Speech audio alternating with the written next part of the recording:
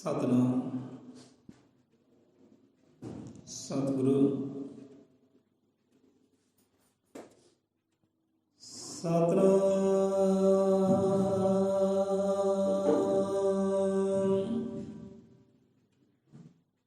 ਜੋ ਬੋਲੇ ਸੋ ਨਿਰਭੈ ਹਾਜ਼ਰ ਅੰਮ੍ਰਿਤ ਰਖਾ ਦਰਸ਼ ਸ੍ਰਿਸ਼ਟੀ ਕਰਤਾ ਵਾਲਮੀਕਿ ਦਇਆਵਾਨ ਜੀ ਕੀ ਜੈ।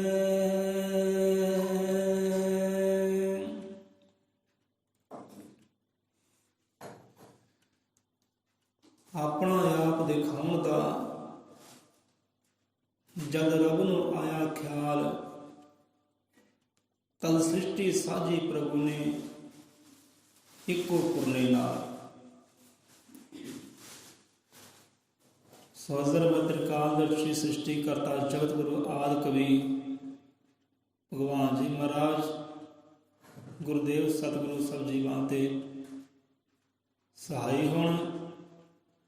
ਨਿਰ ਭਰਿਆ ਹੱਥ ਦਾਤਾ ਜੀ ਸਭ ਜੀਵਾਂ ਤੇ ਧਰਨਾ ਕਰੇ, ਮਤ ਸਨਮਤ ਬਖਸ਼ਿਸ਼ ਕਰੇ।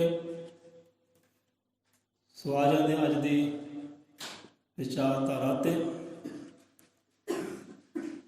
ਕਾਫੀ ਸਮਾਂ ਆਪਣੇ ਕੋਲ ਹੈ। ਅੱਜ 6:05 ਹੋਏ ਹਨ। ਦੇਖੋ, ਆਪਣਾ ਆਪ ਦਿਖਾਉਣ ਦਾ ਜਦੋਂ ਰੱਬ ਨੂੰ ਆਇਆ ਖਿਆਲ, ਆਪਣੇ ਆਪ ਦੀ ਸੋਝੀ ਕਰਾਉਣ ਵਾਸਤੇ, ਆਪਣੇ ਆਪ ਦਾ ਗਿਆਨ ਬਖਸ਼ਿਸ਼ ਕਰਨ ਵਾਸਤੇ, ਜੀਵਾਂ ਨੂੰ ਸਮਝਾਉਣ ਵਾਸਤੇ ਪ੍ਰਮਾਤਮਾ ਨੂੰ ਆਪ ਹੀ ਮਾਨਸ ਜਾਮਾ ਧਾਰਨ ਕਰਕੇ ਇਸ ਦੁਨੀਆ ਅੰਦਰ ਆਉਣਾ ਪਿਆ। ਆਪਣੇ ਧੀਆਂ ਪੁੱਤਰਾਂ ਜੀਵਾਂ ਨੂੰ ਸਮਝਾਉਣ ਵਾਸਤੇ, ਆਪਣੇ ਆਪ ਦਾ ਗਿਆਨ ਬਖਸ਼ਿਸ਼ ਕਰਨ ਵਾਸਤੇ ਕਿ ਪ੍ਰਮਾਤਮਾ ਕੀ ਹੈ, ਉਹ ਹਰੀ ਕੀ ਹੈ। ਗਿਆਨ ਦੇਣ ਵਾਸਤੇ, ਮਤ ਬੁੱਧੀ ਦੇਣ ਵਾਸਤੇ ਪ੍ਰਮਾਤਮਾ ਇਨਸਾਨ ਦਾ ਜਾਮਾ ਧਾਰਨ ਕਰਕੇ ਖੁਦ ਇਸ ਧਰਤੀ ਤੇ ਆਇਆ। ਚੌਂ ਯੁਗਾਂ ਦਾ ਇੱਕੋ ਅਵਤਾਰੀ, ਹਰ ਯੁੱਗ ਵਿੱਚ, ਹਰ ਸਮੇਂ ਵਿੱਚ ਆਦ ਅੰਤ ਇੱਕੋ ਅਵਤਾਰਾ। ਵਹੀ ਸਮਝੋ ਗੁਰੂ ਹਮਾਰਾ। ਧੰਨ ਧੰਨ ਸਤਿਗੁਰੂ ਵਾਲਮੀਕਿ ਭਗਵਾਨ ਜੀ ਮਹਾਰਾਜ, ਉਹੀ ਇੱਕੋ ਹੈ। ਇਨਸਾਨੀ ਜਾਮਾ ਧਾਰਨ ਕਰਕੇ ਪ੍ਰਮਾਤਮਾ ਆਇਆ, ਆਪਣੇ ਜੀਵਾਂ ਨੂੰ ਹੁਣ ਸੋਝੀ ਕਰਵਾ ਰਹੇ ਆ, ਆਪਣੇ ਆਪ ਦਾ ਗਿਆਨ ਬਖਸ਼ਿਸ਼ ਕਰ ਰਿਹਾ, ਬੰਦੇ ਨੂੰ ਸਮਝਾ ਰਿਹਾ, ਬੰਦਿਆ ਤੂੰ ਹੈ ਕੀ। ਜੇ ਆਪਾਂ ਕਹੀਏ ਕਿ ਬੰਦਿਆ ਤੂੰ ਹੀ ਖੁਦਾ ਹੈ, ਤੁਸੀਂ ਮੰਨੋਗੇ ਇਸ ਗੱਲ ਨੂੰ ਕਿ ਬੰਦਿਆ ਤੂੰ ਹੀ ਪਰਮੇਸ਼ਵਰ ਹੈ, ਤੂੰ ਹੀ ਖੁਦਾ ਹੈ, ਤੂੰ ਹੀ ਰੱਬ ਹੈ? ਮੰਨੋਗੇ ਇਸ ਗੱਲ ਨੂੰ? ਜਾਣਨ ਦੀ ਗੱਲ ਹੈ, ਗਿਆਨ ਦੀ ਗੱਲ ਹੈ, ਕਿਉਂਕਿ ਸੰਤਾਂ ਗੁਰੂਆਂ ਰਹਿਬਰਾਂ ਨੇ ਇਸ ਗੱਲ ਨੂੰ ਮੰਨਿਆ, ਸਮਝਿਆ, ਆਪਣੇ ਆਪ ਨੂੰ ਸਮਝਿਆ, ਉਸ ਪਰਮਾਤਮਾ ਨੂੰ। ਕਹਿੰਦੇ ਪ੍ਰਮਾਤਮਾ ਸਾਡੇ ਰੋਮ ਰੋਮ ਦੇ ਵਿੱਚ ਹੈ, ਪ੍ਰਮਾਤਮਾ ਸਾਡੇ ਬਹੁਤ ਹੀ ਕਰੀਬ ਹੈ। ਇੰਨਾ ਕਰੀਬ ਹੈ ਕਿ ਹੋਰ ਕੋਈ ਸਾਖ ਸੰਬੰਧੀ, ਹੋਰ ਕੋਈ ਜੀਵ ਜਗਤ ਪਦਾਰਥ ਇੰਨਾ ਕਰੀਬ ਨਹੀਂ ਹੈ, ਇੰਨਾ ਪਾਸ ਹੈ ਜਿੰਨਾ ਪਾਸ ਸਾਡੇ ਉਹ ਪਰਮਾਤਮਾ ਹੈ। ਉਹ ਰੋਮ ਰੋਮ ਵਿੱਚ ਵਸਿਆ ਹੋਇਆ ਹੈ। ਉਹ ਕਿੱਦਾਂ? ਜਿਨ੍ਹਾਂ ਨੇ ਜਾਣਿਆ ਹੈ ਉਹ ਭਗਵਾਨ ਅਖਵਾਏ ਹੈ, ਰੱਬ ਅਖਵਾਏ ਹੈ। ਸਾਡੇ ਵਰਗੇ ਨੇ ਰੱਬ ਕਿਹਾ ਉਹਨਾਂ ਨੂੰ, ਪਰ ਉਹਨਾਂ ਨੇ ਆਪਣੇ ਆਪ ਨੂੰ ਨਹੀਂ ਕਿਹਾ। ਬਾਣੀ ਵਿੱਚ ਵੀ ਗੁਰਾਂ ਨੇ, ਰਹਿਬਰਾਂ ਨੇ, ਅਵਤਾਰਾਂ ਨੇ ਇਹੀ ਗੱਲ ਕੀਤੀ ਕਿ ਉਹ ਪਰਮਾਤਮਾ, ਇਹ ਪਰਮਾਤਮਾ, ਉਸ ਦਾ ਸਿਮਰਨ ਕਰੋ, ਇਹਦਾ ਸਿਮਰਨ ਕਰੋ, ਉਹਨੂੰ ਚੇਤੇ ਕਰੋ। ਇਸ਼ਾਰਾ ਕੀਤਾ ਉਹਦੇ ਵੱਲ। ਇਹ ਨਹੀਂ ਕਿਹਾ ਕਿ ਇਹ ਪਰਮਾਤਮਾ ਬੈਠਾ ਤੁਹਾਡੇ ਸਾਹਮਣੇ, ਇਹਦਾ ਸਿਮਰਨ ਕਰੋ। ਉਹ ਕਿਹਾ ਜਦ ਕਿ ਆਪ ਹੀ ਉਹ ਬਣ ਗਏ, ਉਹਦਾ ਰੂਪ, ਉਹਦਾ ਆਕਾਰ ਬਣ ਗਏ, ਪਰਮਾਤਮਾ ਰੂਪ ਹੋ ਗਏ। ਪਰਮਾਤਮਾ ਰੂਪ ਹੋਣ ਦੇ ਬਾਵਜੂਦ ਉਹਨਾਂ ਨੇ ਉਹ ਕਿਹਾ ਹੈ, ਉਹੀ ਜਾਣੇ, ਉਹੀ ਕਰਤਾ, ਉਹੀ ਸਿਰਜਣਹਾਰ ਹੈ। ਇਹ ਨਹੀਂ ਕਿਹਾ ਉਂਗਲ ਆਪਣੀ ਵੱਲ ਨਹੀਂ ਕੀਤੀ ਕਿ ਇਹ ਬੈਠਾ ਹੈ। ਹੁਣ ਪ੍ਰਮਾਤਮਾ ਵਾਲਮੀਕੀ ਮਹਾਰਾਜ ਸੰਸਾਰ 'ਚ ਆਏ, ਉਹਨਾਂ ਨੇ ਵੀ ਆਪਣੇ ਆਪ ਨੂੰ ਖੁਦਾ ਨੇ ਕਿਹਾ, ਰੱਬ ਨੇ ਕਿਹਾ, ਉਹਨਾਂ ਨੇ ਵੀ ਇਸ਼ਾਰਾ ਹੋਰ ਪਾਸੇ ਕੀਤਾ ਹੈ ਕਿ ਉਹ ਸਿਰਜਣਹਾਰਾ, ਉਹ ਹਰੀ ਪਰਮਾਤਮਾ, ਉਹ ਭਗਵਾਨ। ਉਹਨਾਂ ਨੇ ਇਸ਼ਾਰਾ ਦੂਜੇ ਪਾਸੇ ਕੀਤਾ ਕਿ ਉਹ ਕਰਤਾ ਪੁਰਖ ਹੈ, ਆਪਣੇ ਵੱਲ ਇਸ਼ਾਰਾ ਨਹੀਂ ਕੀਤਾ। ਸੋ ਬੰਦੇ ਨੂੰ ਸਮਝਾਉਂਦੀ ਹੈ ਬਾਣੀ, ਸਤਿਗੁਰੂ ਮਹਾਰਾਜ ਸਮਝਾਉਂਦੇ ਨੇ ਕਿ ਬੰਦਿਆ ਤੂੰ ਹੈ ਕੀ ਹੈ। ਹੁਣ ਪੜ੍ਹ ਕੇ ਵੇਦਾਂ ਗ੍ਰੰਥਾਂ ਵਿੱਚ ਪੜ੍ਹ ਕੇ ਇਸ ਚੀਜ਼ ਨੂੰ ਜਾਣਨਾ ਉਹ ਵੱਖਰੀ ਗੱਲ ਹੈ, ਪਰ ਸਮਾਧੀ ਰਾਹੀਂ, ਧਿਆਨ ਰਾਹੀਂ ਆਪਣੇ ਆਪ ਦੀ ਪਛਾਣ ਕਰਨੀ, ਉਹਦਾ ਸਰੂਪ ਵੱਖਰਾ ਹੈ, ਉਹਦਾ ਆਨੰਦ ਵੱਖਰਾ ਹੈ, ਉਹਦੀਆਂ ਕੋਈ ਰੀਸਾਂ ਨਹੀਂ ਕਰ ਸਕਦਾ। ਕਿ ਸਮਾਧੀ ਰਾਹੀਂ, ਧਿਆਨ ਰਾਹੀਂ ਆਪਣੇ ਆਪ ਨੂੰ ਜਾਣਨਾ, ਉਹ ਆਤਮ ਤੱਤ ਨੂੰ ਜਾਣਨਾ, ਮੂਲ ਤੱਤ ਨੂੰ ਜਾਣਨਾ, ਹਰੀ ਨੂੰ ਜਾਣਨਾ, ਇਹ ਆਨੰਦ ਵੱਖਰਾ ਹੈ। ਸੋ ਵੇਦਾਂ ਗ੍ਰੰਥਾਂ ਵਿੱਚ ਸਮਝਾਇਆ ਗਿਆ ਕਿ ਬੰਦਿਆ ਤੂੰ ਹੈ ਕੀ ਹੈ। ਗੁਰੂਆਂ ਦੀ ਬਾਣੀ 'ਚ ਆਉਂਦਾ ਹੈ ਕਿ ਬੰਦਿਆ ਤੂੰ ਹੈ ਕੀ ਹੈ। ਸੋ ਵਿਚਾਰ ਬੜਾ ਲੰਬਾ ਗਹਿਰਾ ਹੈ। ਹੁਣ ਪਰਮਾਤਮਾ ਆਪ ਸਮਝਾਉਂਦਾ। ਹੁਣ ਜੋ ਸ਼੍ਰੀ ਦੀ ਬਾਣੀ ਅੰਦਰ ਆਤਮਾ ਦੀ ਵੀ ਗੱਲ ਆਈ ਹੈ, ਮਨ ਦੀ ਗੱਲ ਆਈ ਹੈ, ਇਨਸਾਨ ਦੀ ਗੱਲ ਆਈ ਹੈ। ਇਨਸਾਨ ਤੂੰ ਹੈ ਕੀ ਹੈ ਤੇ ਬਣਿਆ ਕੀ ਫਿਰਦਾ। ਤੇ ਜੋ ਬਾਣੀ ਵਿੱਚ ਗੁਰੂ ਵਾਲਮੀਕੀ ਮਹਾਰਾਜ ਆਦਿ ਕਵੀ ਰਚ ਗਏ ਨੇ, ਉਸੇ ਬਾਣੀ ਅਨੁਸਾਰ ਗੁਰੂਆਂ ਰਹਿਬਰਾਂ ਨੇ ਸਮਝਾਉਣਾ ਕੀਤਾ ਹੈ ਜੀਵਾਂ ਨੂੰ। ਗਿਆਨ ਉਹੀ ਹੈ, ਸਿਰਫ ਥੋੜੇ ਸ਼ਬਦ ਅੱਗੇ ਪਿੱਛੇ ਹੈ।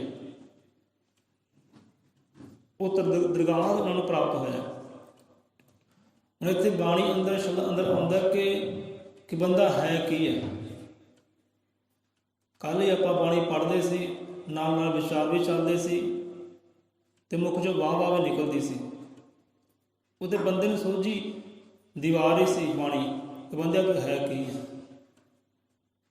ਤੇਰੇ ਅੰਦਰ ਜੋਤ ਨਿਰੰਜਣੀ, ਕਦੇ ਆਪਣਾ ਲੈ ਲੈ ਨਾਮ, ਤੇਰੇ ਰੋਮ ਰੋਮ ਵਿੱਚ ਗੁਰੂ ਵਾਲਮੀਕੀ, ਫਿਰ ਕਿਸ ਦਾ ਕਰਦਾ ਜਾਪ। ਤੇਰੇ ਅੰਦਰ ਜੋਤ ਨਿਰੰਜਣੀ, ਕਦੇ ਆਪਣਾ ਲੈ ਲੈ ਨਾਪ, ਤੇਰੇ ਰੋਮ ਰੋਮ ਵਿੱਚ ਗੁਰੂ ਵਾਲਮੀਕੀ, ਫਿਰ ਕਿਸ ਦਾ ਕਰਦਾ ਜਾਪ। ਇਹਦਾ ਜਾਪ ਕਰਦਾ ਹੈ, ਕਿਹਨੂੰ ਚੇਤੇ ਕਰਦਾ ਹੈ। ਉਹ ਵਾਲਮੀਕੀ, ਉਹ ਪਰਮਾਤਮਾ, ਉਹ ਕਾਪੁਰਖ, ਉਹ ਆਦਿ ਕਵੀ, ਉਹ ਜਗਤ ਗੁਰੂ, ਉਹ ਤੇਰੇ ਰੋਮ ਰੋਮ ਵਿੱਚ ਵਸਿਆ ਹੋਇਆ ਹੈ। ਜਾਪ ਤੋਂ ਬਾਹਰ ਕਰ ਰਿਹਾ ਹੈ, ਸਿਮਰ ਤੋਂ ਬਾਹਰ ਰਿਹਾ ਹੈ, ਹਿੱਕਾਂ ਬਾਹਰ ਮਾਰ ਰਿਹਾ ਹੈ, ਆਵਾਜ਼ਾਂ ਬਾਹਰ ਮਾਰਦਾ ਹੈ, ਕਿ ਜਦ ਤੱਕ ਤੇਰੇ ਹੈ ਉਹ ਰੋਮ ਰੋਮ ਦੇ ਵਿੱਚ ਹੀ ਹੈ। ਆਵਾਜ਼ ਅੰਦਰ ਨੂੰ ਕਰ, ਧਿਆਨ ਅੰਦਰ ਨੂੰ ਕਰ, ਸਿਮਰਨਾ ਅੰਦਰ ਨੂੰ ਕਰ, ਕਿਉਂਕਿ ਉਹ ਤੇਰੇ ਅੰਦਰ ਹੀ ਹੈ। ਬਹੁਤ ਵਾਰ ਆਪਾਂ ਕਹਿ ਚੁੱਕੇ ਹਾਂ, ਬਹੁਤ ਵਾਰ ਸੰਤਾਂ ਗੁਰੂਆਂ ਰਹਿਬਰਾਂ ਦੀ ਬਾਣੀ ਆਪਾਂ ਆਪਦੇ ਅੱਗੇ ਧਾਰਨੀ ਕੀਤੀ ਹੈ। ਭਾਈ ਇੱਦਾਂ ਹੈ, ਅੰਦਰ ਦੀ ਗੱਲ ਹੈ। ਤੇਰੇ ਅੰਦਰ ਜੋਤ ਨਿਰੰਜਣੀ, ਬੜੇ ਸੋਹਣੇ ਵਿਚਾਰ ਹੈ, ਸਮਝਣ ਵਾਲੇ ਹੈ। ਜਿਹਨੂੰ ਸਮਝ ਆ ਗਈ ਉਹਦਾ ਤਰ ਜਾਏਗਾ।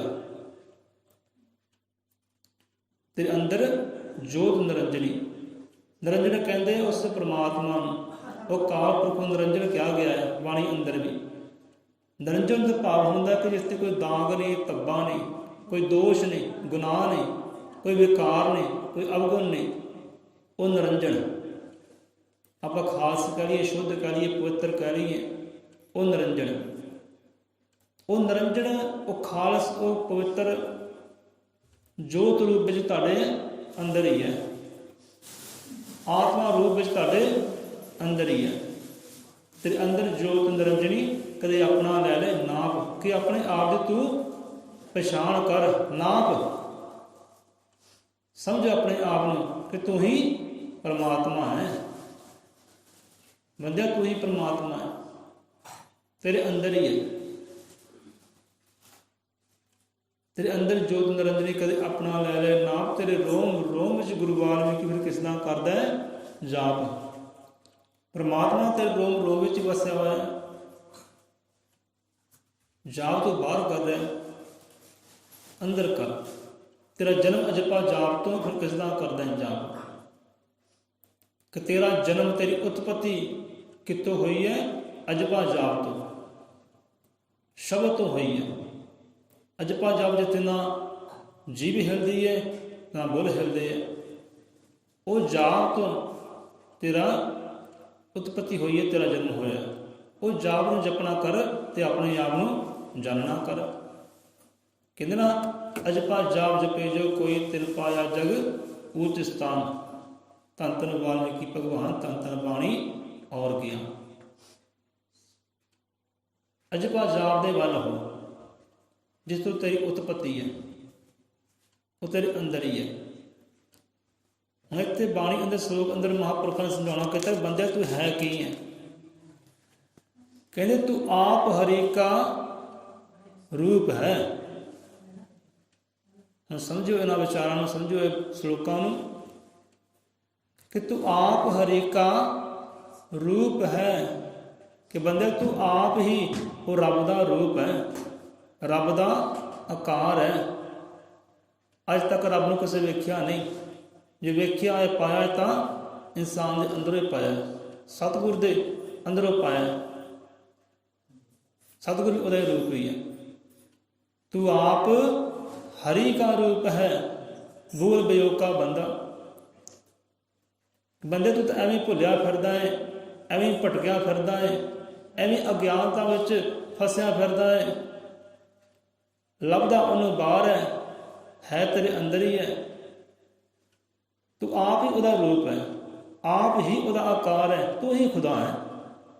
ਲੱਭਦਾ ਕਿਹਨੂੰ ਹੈ, ਖੋਜਦਾ ਕਿਹਨੂੰ? ਤੂੰ ਹੀ ਖੁਦਾ ਹੈ।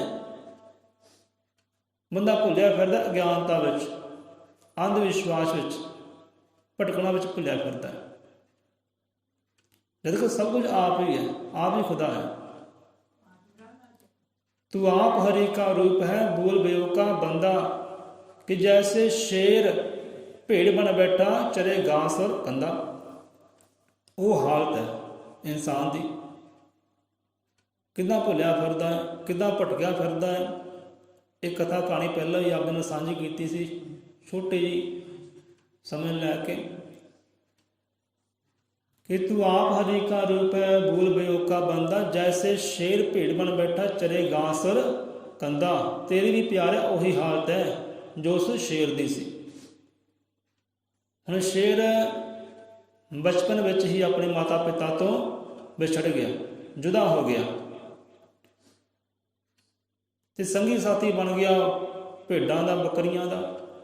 हुण भेडां च रहिंदा है, बकरियां च रहिंदा है। उत्थे जवान होया। हुण बकरियां वाली बोलदा है बोली, बकरियां वाली तुरदा है चाल, बकरियां वांगू करदा है मैं ते बकरियां नाल हुण घास फूस खांदा है। अपना आप भुल गया है कि मैं है की हाँ। पता ही नहीं अपने आप की, सूझ नहीं अपने आप की, मैं तो इस जंगल का किंग हाँ, राजा हाँ, बादशाह। वो बादशाह ही भुल गई है, अपना मूल ही भुल गया, तत्त भुल गया कि मैं है की हाँ। बंदा भी बस यही चीज़ ही है, बंदे का हाल भी उही है। वो शेर वाला अपने आप भुलिया फिरदा है, जबकि है ये रब का रूप ही है, वो हरि का रूप ही है। ये तो अनजान है कि जैसे शेर भेड़ बन बैठा चरे घास कंधा। हम बचपन में विछड़ गया, हम बकरियां विच रहिंदा, बकरियां की बोली बोलदा, मैं बोलदा, घाह फूस खांदा है। हुण चेता किदां आया? हुण जिहड़ा विछड़िया सी पिता उन्हां दा, पिता ने लभ्या खोजिया कि हाँ भी तो मेरा पुत्र है, पर भुल गया है। हुण चेता कराइए इहनूं। हुण चेता कराया उस बच्चे नूं, फड़िया है, पानी के स्रोत ते लैके गया है, शक्ल दिखाई है कि तू भुलिया फिरदा सी बच्चा, तू मेरा ही रूप है। मैं शेर है, मैं जंगल का राजा है, तू भी राजा ही है, तो मेरा ही रूप है, मेरा ही अंग है, फर्क नहीं है। जो पानी च देखिया अपना चेहरा, फिर लै गया शेर, बापू लै गया उच्ची चोटी ते पहाड़ी ते, कहता चल हुण दहाड़ दहाड़। हुण पहली बार दहाड़िया नहीं, दहाड़ निकली, दूजी बार दहाड़िया नहीं, दहाड़ निकली। अभ्यास करते करते फिर शेर वाली दहाड़ निकली। ਦਹਾੜ ਨਿਕਲੀ, ਫਿਰ ਮਹਿਸੂਸ ਹੋਇਆ ਕਿ ਹਾਂ ਮੈਂ ਜੰਗਲ ਦਾ ਰਾਜਾ, ਸੁਲਤਾਨ ਹਾਂ, ਬਾਦਸ਼ਾਹ ਹਾਂ। ਮੈਂ ਤਾਂ ਐਵੇਂ ਭੇਡ ਬਣਿਆ ਫਿਰਦਾ, ਐਵੇਂ ਬੱਕਰੀ ਬਣਿਆ ਫਿਰਦਾ ਸੀ। ਹੁਣ ਸੋਝੀ ਆ ਗਈ, ਹੁਣ ਇੱਕੋ ਹੀ ਰੂਪ ਇੱਕ ਕਾਰ ਹੋ ਗਿਆ, ਜੰਗਲ ਦਾ ਬਾਦਸ਼ਾਹ ਹੋ ਗਿਆ। ਅਤੇ ਇਨਸਾਨ ਦੀ ਵੀ ਇਹੀ ਹਾਲਤ ਹੈ, ਉਹ ਸ਼ੇਰ ਦੇ ਵਾਂਗ ਭੁੱਲਿਆ ਫਿਰਦਾ ਹੈ ਅਤੇ ਭੇਡ ਬੱਕਰੀ ਬਣਿਆ ਫਿਰਦਾ ਹੈ। ਜਦ ਕਿ ਹੈ ਹਰੀ ਦਾ ਰੂਪ ਹੀ ਹੈ ਰੱਬ ਦਾ ਰੂਪ ਹੀ ਹੈ, ਪਰ ਭੁੱਲਿਆ ਫਿਰਦਾ ਅਗਿਆਨਤਾ ਦੇ ਚੱਕਰ ਵਿੱਚ। ਅੱਗੇ ਹੋਰ ਉਦਾਹਰਨ ਦਿੰਦੇ ਨੇ ਪਾਤਸ਼ਾਹ ਜੀ, ਗੁਰੂ ਮਹਾਰਾਜ, ਸੰਤ ਪੁਰਖ। ਇੱਥੇ ਉਦਾਹਰਨ ਦਿੱਤੀ ਹੈ ਸ਼ੇਰ ਦੀ, ਕਿ ਭੁੱਲਿਆ ਸੀ, ਚੇਤੇ ਕਰਾਇਆ ਬਾਪੂ ਨੇ। ਹੁਣ ਉੱਥੇ ਸ਼ੇਰ ਬਾਪੂ ਸੀ, ਇੱਥੇ ਬਾਪੂ ਸਾਡਾ ਸਤਿਗੁਰ ਹੈ। ਸਤਿਗੁਰ ਸਾਨੂੰ ਚੇਤੇ ਕਰਾਉਂਦਾ ਹੈ ਕਿ ਭਾਈ ਤੂੰ ਆਮ ਨਹੀਂ ਹੈ, ਤੂੰ ਖਾਸ ਹੈ, ਤੂੰ ਖਾਸ ਹੈ, ਤੂੰ ਆਮ ਨਹੀਂ ਹੈ। ਤੂੰ ਆਪਣੇ ਆਪ ਨੂੰ ਆਮ ਕਹਿਣਾ ਹੈ ਕਿਉਂਕਿ ਤੈਨੂੰ ਗਿਆਨ ਨਹੀਂ ਹੈ, ਸੋਝੀ ਨਹੀਂ ਹੈ। ਚਲਾ ਹੁਣ ਤੈਨੂੰ ਸੋਝੀ ਦਿੰਦੇ ਆ, ਗਿਆਨ ਦਿੰਦੇ ਆ। ਤੂੰ ਖਾਸ ਹੈ, ਤੂੰ ਉਹਦਾ ਹੀ ਰੂਪ ਹੈ, ਉਹਦਾ ਹੀ ਆਕਾਰ ਹੈ। ਇੱਥੇ ਸਾਨੂੰ ਬਾਪੂ ਸਤਿਗੁਰ ਸੋਝੀ ਦਿੰਦਾ ਹੈ। ਸੋਹਣੀ ਪੰਕਤੀ ਵਿੱਚ, ਜੈਸੇ ਸਾਪ ਮਣੀ ਉਜਿਆਰਾ, ਖਾਏ ਕੀਟ ਮਤੀ ਮੰਦਾ। ਕਹਿੰਦੇ ਜਿਵੇਂ ਸੱਪ ਹੈ, ਸੱਪ ਦੇ ਸਿਰ 'ਤੇ ਹੁੰਦੀ ਹੈ ਮਣੀ, ਵਿਰਲਾ ਹੀ ਸੱਪ ਹੁੰਦਾ, ਹਜ਼ਾਰਾਂ ਲੱਖਾਂ 'ਚੋਂ ਕੋਈ ਵਿਰਲਾ ਹੁੰਦਾ ਜੇ ਸਿਰ 'ਤੇ ਮਣੀ ਹੁੰਦੀ ਹੈ। ਬਾਣੀ ਅੰਦਰ ਵੀ ਗੱਲ ਆਉਂਦੀ ਹੈ। ਹੁਣ ਮਣੀ ਦਾ ਫਾਇਦਾ ਕਿੱਦਾਂ ਲੈਂਦਾ ਹੈ? ਹੁਣ ਸਿਰ 'ਤੇ ਮਣੀ ਹੈ, ਉਹਦਾ ਪ੍ਰਕਾਸ਼ ਹੁੰਦਾ ਹੈ। ਜਦੋਂ ਮਣੀ ਦਾ ਹੁੰਦਾ ਪ੍ਰਕਾਸ਼, ਉਹਦੇ ਵਿੱਚੋਂ ਕੀੜੇ ਮਕੌੜੇ ਹੁੰਦੇ ਹੈ, ਉਹ ਪ੍ਰਕਾਸ਼ ਵੇਖ ਕੇ ਕੀੜੇ ਮਕੌੜੇ ਆਉਂਦੇ ਹੈ। ਇਹ ਸੱਪ ਕੀ ਕਰਦਾ ਹੈ?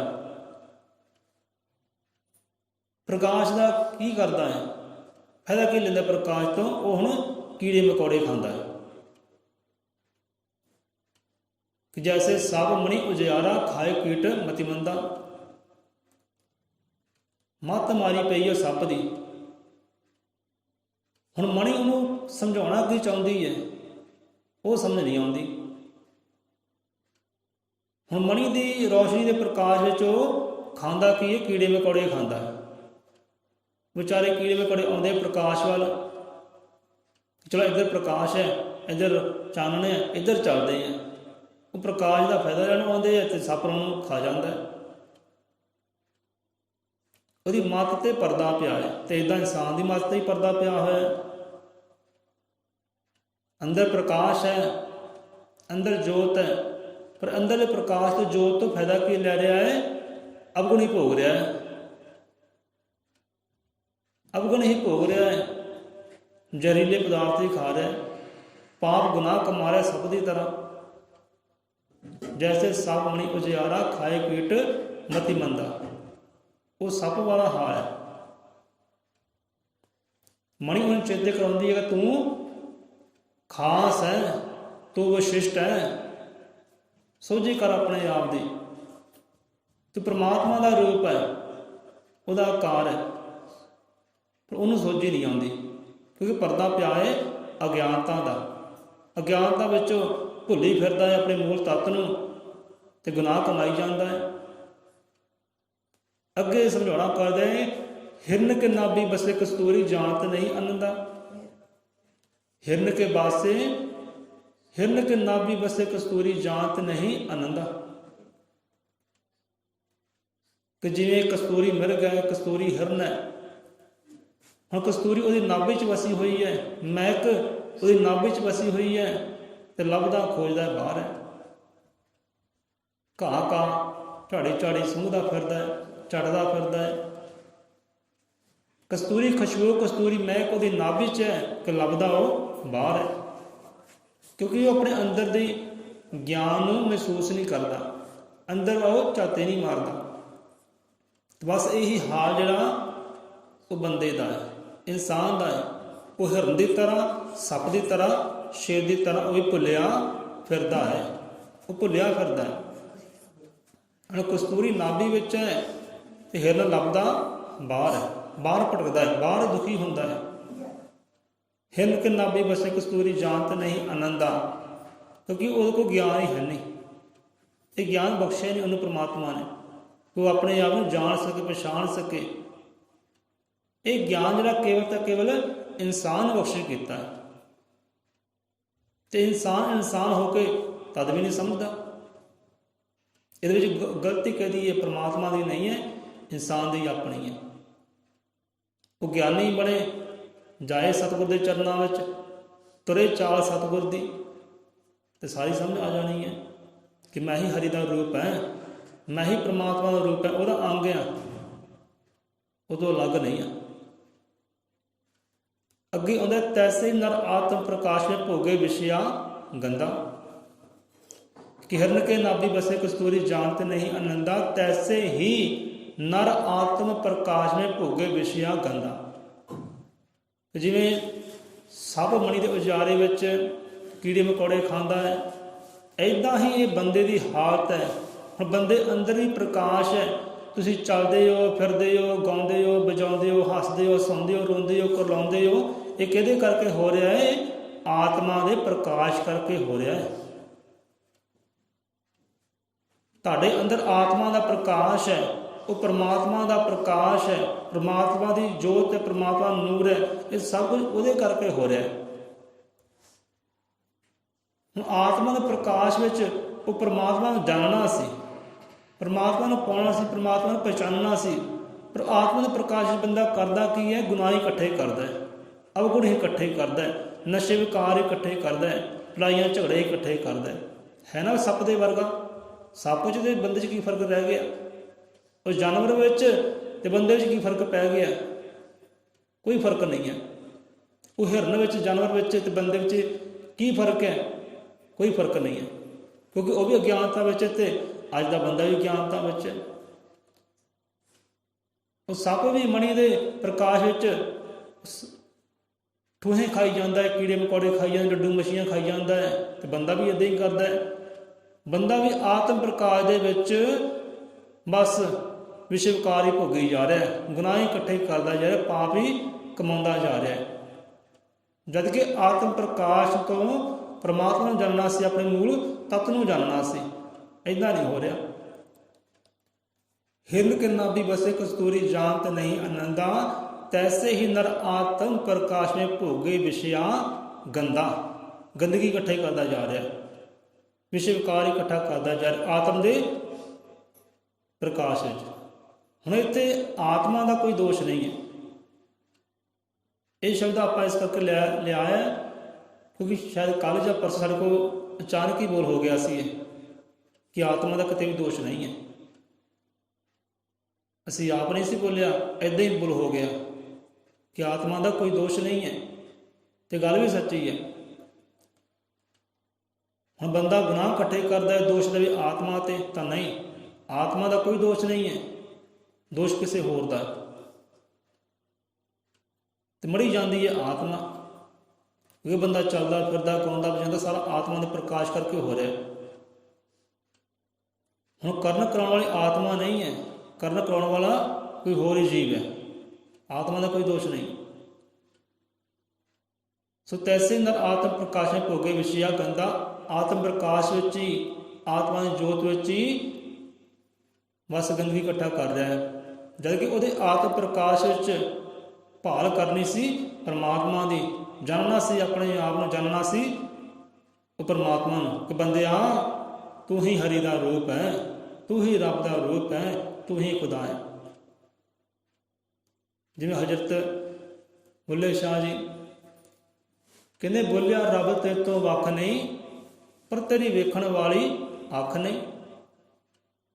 ਸਮਝਾਉਂਦੇ ਹੀ ਆਪਣੇ ਆਪ ਨੂੰ ਕਿ ਬੋਲਿਆ ਰੱਬ ਜਿਹੜਾ ਤੇਰੇ ਤੋਂ ਵੱਖ ਸੋਹਰੀ ਹੈ, ਤੇਰੇ ਤੋਂ ਅਲੱਗ ਸੋਹਰੀ ਹੈ। ਫਰਕ ਕੀ ਹੈ ਕਿ ਜੇ ਤੈਨੂੰ ਦੇਖਣ ਵਾਲੀ ਅੱਖ ਹੀ ਨਹੀਂ ਮਿਲੀ, ਉਹ ਨਿਗਾਹ ਨਹੀਂ ਮਿਲੀ। ਉਹ ਅੱਖ ਕਿੱਥੋਂ ਮਿਲਦੀ ਹੈ, ਨਿਗਾਹ ਕਿੱਥੋਂ ਮਿਲਦੀ ਹੈ, ਰੋਸ਼ਨੀ ਕਿੱਥੋਂ ਮਿਲਦੀ ਹੈ? ਸਤਿਗੁਰ ਤੋਂ ਮਿਲਦੀ ਹੈ। ਉਹ ਅੱਖਾਂ ਕਿਹੜੀਆਂ ਨੇ? ਅੱਖਾਂ ਬਾਹਰਲੀਆਂ ਨਹੀਂ ਹੈ, ਅੱਖਾਂ ਸਾਡੇ ਅੰਦਰ ਦੀਆਂ ਹੈ। ਅੰਦਰ ਦੀ ਅੱਖ ਦੇ ਨਾਲ, ਗਿਆਨ ਦੀ ਅੱਖ ਦੇ ਨਾਲ ਉਹਦੀ ਸੋਝੀ ਹੁੰਦੀ ਹੈ। ਉਹ ਸਭ ਤੋਂ ਵੱਖ ਨਹੀਂ ਹੈ, ਸਾਡੇ ਅੰਦਰ ਹੀ ਹੈ, ਅੰਦਰ ਹੀ ਹੈ। ਇਹ ਬੰਦਾ ਹੀ ਹਰੀ ਦਾ ਰੂਪ ਹੈ, ਬੰਦਾ ਹੀ ਰੱਬ ਦਾ ਰੂਪ ਹੈ। ਭੁੱਲਿਆ ਫਿਰਦਾ ਹੈ ਅਗਿਆਨਤਾ ਵਿੱਚ, ਸੱਪ ਦੀ ਤਰ੍ਹਾਂ, ਸ਼ੇਰ ਦੀ ਤਰ੍ਹਾਂ, ਹਿਰਨ ਦੀ ਤਰ੍ਹਾਂ। ਤੂੰ ਆਪ ਹਰੀ ਕਾ ਰੂਪ ਹੈ, ਭੂਲ ਬੇਉ ਕਾ ਬੰਦਾ। ਹੁਣ ਸਭ ਤੋਂ ਵੱਡਾ ਗਿਆਨ, ਸਭ ਤੋਂ ਉੱਚਾ ਸੁੱਚਾ ਗਿਆਨ ਆਪਣੇ ਆਪ ਨੂੰ ਜਾਣਨਾ ਹੀ ਹੈ। ਇਸ ਤੋਂ ਵੱਡਾ ਹੋਰ ਕੋਈ ਗਿਆਨ ਨਹੀਂ ਹੈ। ਆਪਣੇ ਆਪ ਜਾਣਨਾ, ਆਪਣੇ ਆਪ ਦੀ ਪਛਾਣ ਹੀ ਸਭ ਤੋਂ ਵੱਡਾ ਗਿਆਨ ਹੈ। ਹੁਣ ਆਤਮਾ ਦੇ ਆ ਜਾਂਦੇ ਆ। ਆਤਮਾ ਜ਼ਿਕਰ ਹੋਇਆ ਸੀ, ਕਹਿੰਦੇ ਜੁਗੋ ਜੋਤ ਨਿਰੰਜਨੀ, ਇਹੀ ਅੰਤ ਇਹੀ ਆਦ। ਹੁਣ ਬਾਣੀ ਅੰਦਰ ਵੀ ਆਉਂਦਾ ਕਿ ਪਰਮਾਤਮਾ ਜਿਹੜਾ ਆਦਿ ਅੰਤ ਇੱਕੋ ਅਵਤਾਰਾ ਹੈ। ਉਹ ਆਦਿ ਵਿੱਚ ਵੀ ਹੈ, ਅੰਤ ਵਿੱਚ ਵੀ ਉਹੀ ਰਹਿਣ ਵਾਲਾ ਹੈ। ਤੇ ਇੱਥੇ ਬਾਣੀ ਜੁਗੋ ਜੋਤ ਨਿਰੰਜਨੀ, ਪਹਿਲਾਂ ਆਇਆ ਸੀ ਨਾ ਕਿ ਤੇਰੇ ਅੰਦਰ ਜੋਤ ਨਿਰੰਜਨੀ, ਕਦੇ ਆਪਣਾ ਲੈ ਲੈ ਨਾਮ। ਅਗਲੀ ਪੰਕਤੀ 'ਚ ਫਿਰ ਆਉਂਦਾ ਹੈ ਕਿ ਜੁਗੋ ਜੋਤ ਨਿਰੰਜਨੀ, ਜੁਗੋ ਜੁਗ ਜੋਤ ਨਿਰੰਜਨੀ, ਇਹੀ ਅੰਤ ਇਹੀ ਆਦ। ਹੁਣ ਤੁਹਾਡੇ ਅੰਦਰ ਦੀ ਜੋ ਆਤਮਾ ਹੈ, ਜੋ ਜੋਤ ਹੈ, ਇਹੀ ਆਦ ਵਿੱਚ ਸੀ, ਅੰਤ ਵਿੱਚ ਵੀ ਇਹੀ ਰਹਿਣ ਵਾਲੀ। ਹੁਣ ਇੱਥੋਂ ਤਾਂ ਕੀ ਵਿਚਾਰ ਆਉਂਦਾ ਹੈ, ਜੇ ਆਦ ਅੰਤ ਵਿੱਚ ਇਹ ਰਹਿਣ ਵਾਲੀ ਹੈ ਤੇ ਪਰਮਾਤਮਾ ਆਦ ਅੰਤ ਅਵਤਾਰੀ ਹੈ, ਫਿਰ ਤੁਹਾਡੇ ਅੰਦਰ ਨਾ ਹੋਇਆ ਤਾਂ ਕਿੱਥੇ ਹੋਇਆ? ਹੁਣ ਜੋ ਆਤਮਾ ਹੈ ਨਾ, ਇਹ ਪਰਮਾਤਮਾ ਤੋਂ ਵੱਖ ਨਹੀਂ ਹੈ ਕਿ ਆਤਮਾ ਪਰਮਾਤਮਾ ਦੋ ਹੈ, ਇੱਕੋ ਹੀ ਹੈ। ਤੁਹਾਡੀ ਆਤਮਾ ਹੀ ਪਰਮਾਤਮਾ ਹੈ, ਇਹ ਤੁਸੀਂ ਸਮਝ ਲਿਓ, ਜਾਣ ਲਿਓ। ਹੁਣ ਤੁਸੀਂ ਆਪ ਪਛਾਣ ਕਰ ਲਓ ਕਿ ਪਰਮਾਤਮਾ ਤੁਹਾਡੇ ਕਿੰਨਾ ਨੇੜੇ ਹੈ। ਹੁਣ ਇਸ਼ਾਰੇ ਦੇਖੋ ਗੁਰੂਆਂ ਰਹਿਬਰਾਂ ਦੇ, ਉਹਨਾਂ ਦੇ ਇਸ਼ਾਰੇ ਨੂੰ ਕੋਈ ਨਹੀਂ ਸਮਝਦਾ, ਕੋਈ ਵਿਰਲਾ ਹੀ ਸਮਝੇਗਾ, ਸਾਰੇ ਨਹੀਂ ਸਮਝਦੇ। ਹੁਣ ਆਤਮਾ ਪਰਮਾਤਮਾ, ਕਿ ਤੁਹਾਡੀ ਅੰਦਰਲੀ ਆਤਮਾ ਹੀ ਪਰਮਾਤਮਾ ਹੈ। ਕਹਿੰਦੇ ਨਾ ਤੁਹਾਡੇ ਪਰਮਾਤਮਾ ਅੰਦਰ ਹੈ, ਉਹ ਤੁਹਾਡੇ ਰੋਮ ਰੋਮ ਵਿੱਚ ਹੈ, ਸਵਾਸ ਸਵਾਸ ਵਿੱਚ ਹੈ। ਬਸ ਇੱਦਾਂ ਹੈ। ਜਿੰਨਾ ਚਿਰ ਤੁਹਾਡੇ ਅੰਦਰ ਆਤਮਾ, ਇਹ ਜੋਤ ਹੈ, ਇਹ ਨੂਰ ਹੈ, ਉਹਨਾਂ ਚਿਰ ਤੁਹਾਡੇ ਅੰਦਰ ਖੁਦ ਪਰਮਾਤਮਾ ਬੈਠਾ ਹੈ, ਬੈਠਾ ਹੈ। ਬੰਦਾ ਉਸ ਤੱਕ ਪਹੁੰਚਦਾ ਹੀ ਨਹੀਂ ਹੈ। ਜਿਹੜੇ ਪਹੁੰਚੇ ਹੈ ਉਹਨਾਂ ਨੂੰ ਸੋਝੀ ਆਈ ਹੈ ਕਿ ਹਾਂ ਮੈਂ ਹੀ ਹਰੀ ਦਾ ਰੂਪ ਹੈ, ਮੈਂ ਹੀ ਖੁਦਾ ਹਾਂ। ਉਹਨਾਂ ਨੂੰ ਸਮਝ ਆ ਗਈ ਹੈ, ਪਰ ਉਹਨਾਂ ਨੇ ਆਪਣੇ ਆਪ ਨੂੰ ਖੁਦਾ ਕਿਹਾ ਨਹੀਂ ਹੈ। ਜੇ ਆਪਣੇ ਆਪ ਖੁਦਾ ਕਹਿੰਦੇ ਤਾਂ ਮੈਂ ਵਿੱਚ ਆ ਜਾਂਦੇ। ਸਮਝ ਲਿਆ ਹੈ, ਜਾਣ ਲਿਆ ਹੈ ਕਿ ਮੈਂ ਹੀ ਖੁਦਾ ਹਾਂ, ਪਰ ਕਿਹਾ ਨਹੀਂ। ਹੁਣ ਆਤਮਾ ਤੱਕ ਪਹੁੰਚਣਾ ਬੜਾ ਸੰਘਰਸ਼ਕਾਰੀ ਕਾਰਜ ਹੈ, ਬੜਾ ਮੁਸ਼ਕਿਲ ਹੈ। ਪਰ ਬੰਦਾ ਜੇ ਤੁਰ ਪਏ ਤਾਂ ਕੋਈ ਔਖਾ ਸੌਖਾ ਨਹੀਂ ਲੱਗਦਾ। ਬੰਦੇ ਨੇ ਅਮਰੀਕਾ ਜਾਣਾ ਹੋਵੇ, ਭਾਈ ਇੰਨੇ ਲੱਖ ਲੱਗਦਾ ਹੈ। ਜਿਹਨੇ ਜਾਣਾ ਤਾਂ ਜਾਂਦਾ ਹੀ ਹੈ ਨਾ, ਕੋਈ 25 ਲੱਖ ਲੱਗ ਜਾਂਦਾ, ਕੋਈ 30 ਲੱਖ ਲੱਗ ਜਾਂਦਾ। ਜਿਹਨੇ ਜਾਣਾ ਉਹ ਜਾਣਾ ਹੀ ਜਾਣਾ ਹੈ, ਉਹਦੇ ਵਾਸਤੇ ਕੋਈ ਮੁਸ਼ਕਿਲ ਨਹੀਂ ਹੈ। ਜਿਹਨੇ ਘਰੋਂ ਹਿੱਲਣਾ ਨਹੀਂ, ਉਹਦੇ ਵਾਸਤੇ ਮੁਸ਼ਕਿਲ ਹੈ। ਜਿਹਨੇ ਉਹ ਗਿਆਨ ਤੱਕ ਪਹੁੰਚਣਾ ਨਹੀਂ, ਤੁਰਨਾ ਨਹੀਂ, ਕਦਮ ਨਹੀਂ ਪਟਣਾ, ਉਹਦੇ ਵਾਸਤੇ ਮੁਸ਼ਕਿਲ। ਜਿਹਨੇ ਕਦਮ ਪਟਣਾ ਹੈ, ਤੁਰਨਾ ਹੈ, ਮੰਜ਼ਿਲ ਨੂੰ ਪਾਉਣਾ ਹੈ, ਉਹਦੇ ਵਾਸਤੇ ਕੋਈ ਮੁਸ਼ਕਿਲ ਨਹੀਂ ਹੈ, ਉਹਦੇ ਵਾਸਤੇ ਕੋਈ ਔਖਾ ਨਹੀਂ ਹੈ। ਸੋ ਆਤਮਾ ਹੀ ਪਰਮਾਤਮਾ ਦਾ, ਕਹਿੰਦੇ ਨਾ ਪਰਮਾਤਮਾ ਦਾ ਅੰਸ਼ ਹੈ ਆਤਮਾ। ਜੇ ਪਰਮਾਤਮਾ ਅੰਸ਼ ਹੈ ਤੇ ਪਰਮਾਤਮਾ ਤੁਹਾਡੇ ਅੰਦਰ ਹੀ ਹੈ। ਇੱਦਾਂ ਤੁਹਾਡੇ ਅੰਦਰ ਹੈ ਪਰਮਾਤਮਾ। ਹੁਣ ਆਪਾਂ ਕਹਿਣਾ ਕਿਤਾ ਕਰਨ ਕਰਾਉਣ ਵਾਲਾ ਆਤਮਾ ਨਹੀਂ। ਜੋ ਵੀ ਕਾਰਜ ਕਰਦੇ, ਕੋਈ ਚੰਗੇ ਕਰਦਾ, ਕੋਈ ਮੰਦੇ ਕਰਦਾ, ਇਹ ਆਤਮਾ ਨਹੀਂ ਕਰਦੀ ਤਾਂ ਬਿਲਕੁਲ ਨਹੀਂ ਆਤਮਾ ਕਰਦੀ।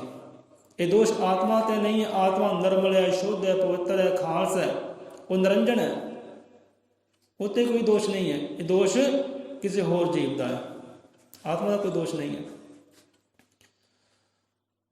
ਹੁਣ ਕਿੱਦਾਂ ਦੋਸ਼ ਨਹੀਂ ਹੈ, ਕਿੱਦਾਂ ਆਤਮਾ ਨਹੀਂ ਕਰਦੀ, ਉਹ ਵੀ ਆਪਾਂ ਚਲੋ ਵਿਚਾਰ ਸਾਂਝਾ ਕਰ ਲੈਂਦੇ ਆ। ਹੁਣ ਦੇਖੋ, ਲਾਈਟ ਹੈ, ਬਿਜਲੀ ਹੈ। ਹੁਣ ਪੱਖੇ ਵਾਲਾ ਤੁਸੀਂ ਬਟਨ ਦਬਾਓ, ਪੱਖਾ ਚੱਲੇਗਾ। ਤੇ ਪੱਖਾ ਕੀ ਕਾਰਜ ਕਰਦਾ ਹੈ? ਪੱਖਾ ਸਾਨੂੰ ਹੁਣ ਦੇ ਸਮੇਂ ਵਿੱਚ ਸਾਨੂੰ ਠੰਡੀ ਹਵਾ ਦੇਵੇਗਾ।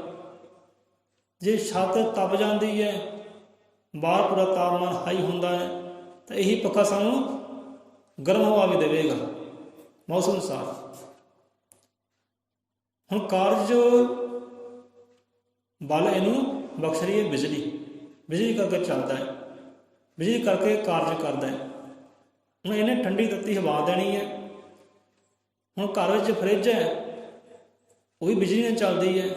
ਹੁਣ ਫਰਿੱਜ ਦਾ ਕਾਰਜ ਕੀ ਹੈ ਕਿ ਪਾਣੀ ਨੂੰ ਜਮਾਉਣਾ, ਪਾਣੀ ਨੂੰ ਠੰਡਾ ਕਰਨਾ।